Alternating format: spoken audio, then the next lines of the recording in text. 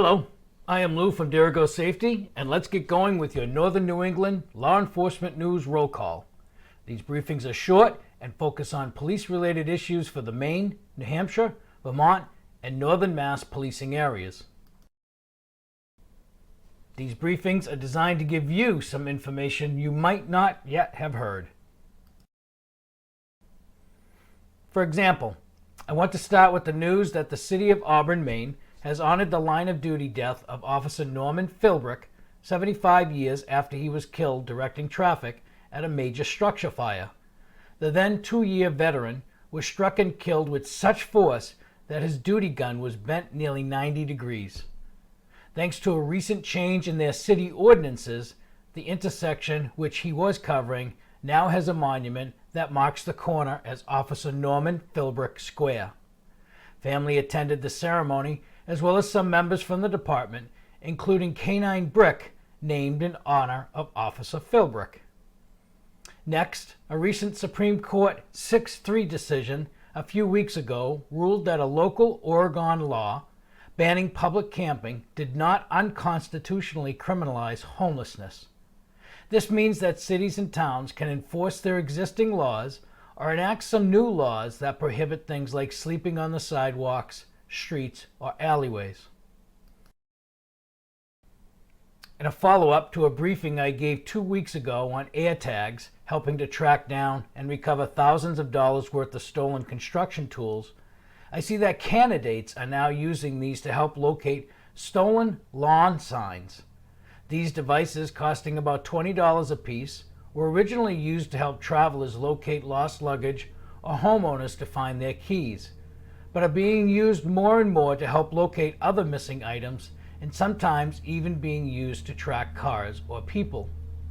I predict that police departments will be seeing more and more of these crimes that involve these geo-tracking devices. The FBI has released data from 2019 to 2023 that shows active shooter events rising sharply a full 89% in the past 5 years. In Lewiston, Maine, documents have been released to show the courageous response of the police on October 26 last year, when a mass shooter shot up and killed 18 while wounding another 13. First responders were met with what is described as pure chaos, and though there has been criticism towards law enforcement and the military about events leading up to the shooting, there is no doubt that the police officers and other first responders acted with courage, putting their very own lives in danger. These stories are inspirational, are now coming to the public's light as the commission set up to investigate the incident, and Response completes its work this summer. Well done to those who responded with zero hesitation and bravery. I see that in Campton, New Hampshire, a Nashua man was finally identified and arrested in connection with the Vermont bank robbery. Route 93 was briefly shut down after a 20-mile chase ended with a felony stop, blocking the highway for a short period of time. Nice job, Newport, Vermont Police, Nashua Police, and the New Hampshire State Police. The New England Association of Chiefs of Police will have their annual conference in North Falmouth, Massachusetts on November 17th through the 20th. Training classes will be a large part of this conference, and while many of these classes are being finalized, now would be the time to save the date. Well, it's summertime and it's time for summer camps. I wanted to share with you all Camp Postcard.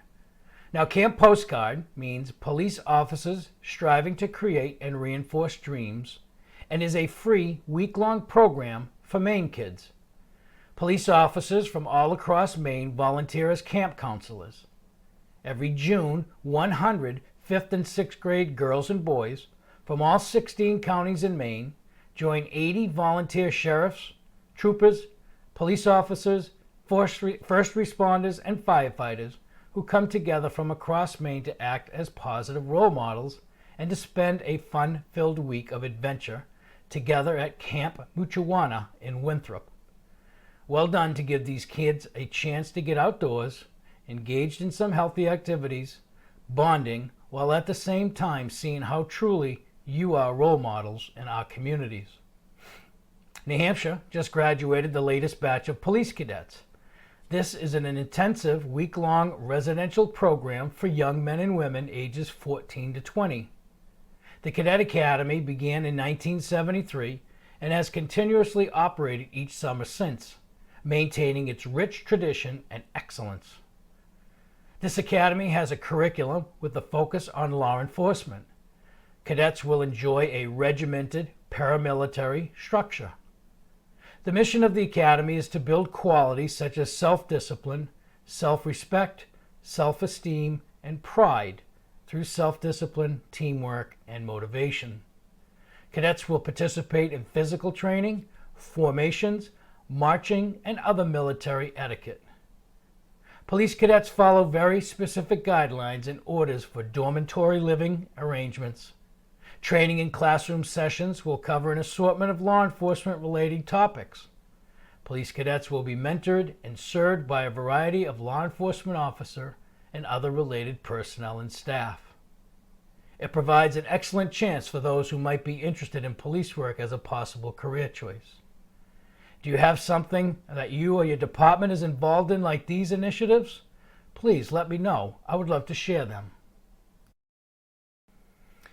Nice job to the Holyoke, Mass. Police Department, the Massachusetts State Police Detective Unit, and the Hamden District Attorney's Office Murder Unit for the investigation and murder suspect arrest for the killing of David Rivera on June 1st.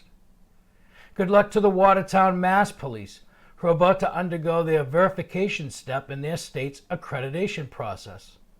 The Massachusetts Police Accreditation Program consists of 274 mandatory standards as well as 120 optional standards. In order to achieve accreditation status, the department must meet all applicable mandatory standards as well as 72 of the optional standards. New Hampshire and Maine, like Massachusetts, also has a state accreditation program which focuses on proper police policy, procedure, and professionalism. If you are not yet accredited from your state, you need to look into this and how it will benefit your agency and provide better community service. The town of Candia, New Hampshire, is looking for a police chief if you are interested. This full-time department with about 7 police officers services about 30 square miles and has around 4,000 residents. Contact the town administrator if interested. Well, that's all the time we have this summer week for this roll call. I hope you are getting some nice time off and a chance to relax with friends and family. I hope you like these bite-sized briefings and will subscribe to them to get the next ones. If you have something noteworthy to pass along, reach out to me. I want to hear from you, and I want to have you part of our future roll calls. So please keep your news coming. Until next time, I'm Lou. I hope all is well. Now let's get to work.